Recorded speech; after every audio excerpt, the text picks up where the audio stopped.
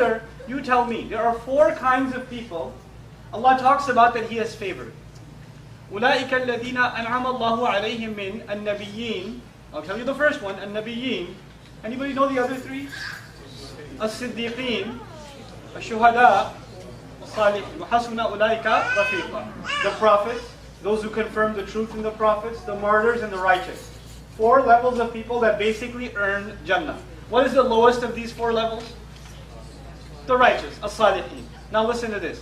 وَمَنْ صَلَحَ مِنْ آبَائِهِمْ. And whoever was righteous from among their ancestors. Salaha implies here the lowest level qualified to enter Jannah. This person made it to Adan. Their family member is at the lowest level. They're at least righteous, so they made it into Jannah. And Allah says, because of you, they get upgraded. They get upgraded. You could be with them. Now here's the thing. I like to compare this to dunya. You know, in dunya, you go into make a booking at a hotel, right? So you have a lot of family coming, you make a booking at a hotel, you get the executive suite on the top floor, the really big baller room that they charge a lot of money for, and they only have like 3 rooms like that. You get one of those rooms. And the rest of your family has 5, 6 rooms on one of those economy peasant class floors, right? They have those. So you go to the concierge and say, I'd like to be with my family. What are they going to do? Put all of them in executive suites or put you down in the economy class? What are they going to do? They're going to put you down in economy class. What does Allah do here? You're in the executive class Jannah, the premium package. They're in the economy package Jannah. What does Allah do? He upgrades them.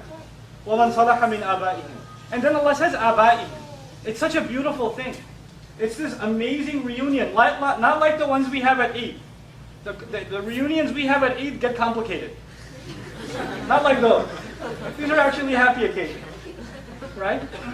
What happens here is, you know, for example, before I was born, my mother's dad, my grandfather had passed away. I never met him. I only heard stories about him from my mother.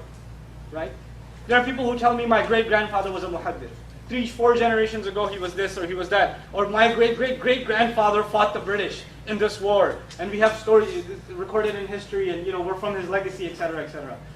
You don't just get to meet your dad and your granddad. You get to meet your ancient ancestors. I mean, I come from Pakistan, and I know for a fact, probably somewhere up in my ancestry, my ancient ancestors were Hindu.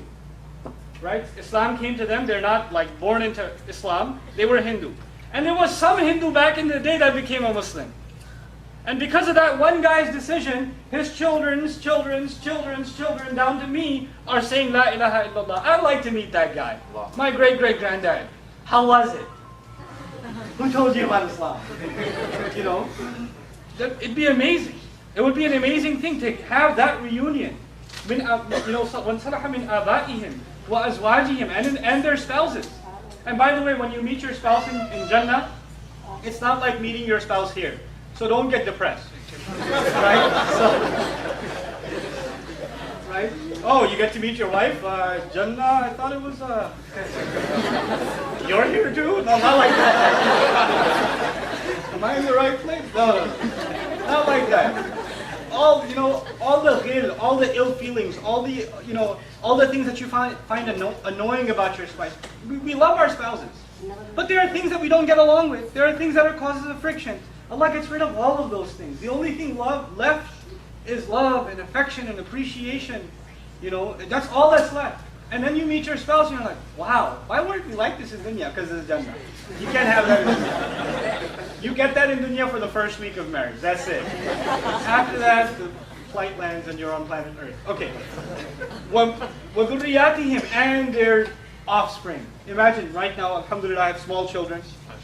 And I don't know how long I'll be on this earth. But I pray that they raise their kids to say La ilaha illallah and live by it. And they raise their children and they raise their children. And perhaps out of these children, someone will be a great hero of Islam. Someone who carries the message of Islam. And he brings people closer to Allah's deen. Someone that the ummah is proud of from my children down the road. And I don't even know, this happens 300, 400 years after I'm gone. And I get to meet my great-great-great-great-grandkids. That I could never have imagined. Wow, you came from my daughters, sons, all the way down. So you get to meet your ancestry all the way up, and you get to meet your ancestry all the way down. In Jannah, there's this reunion happening. It's a lot of people, right? That's a lot of people to meet. to be excited about.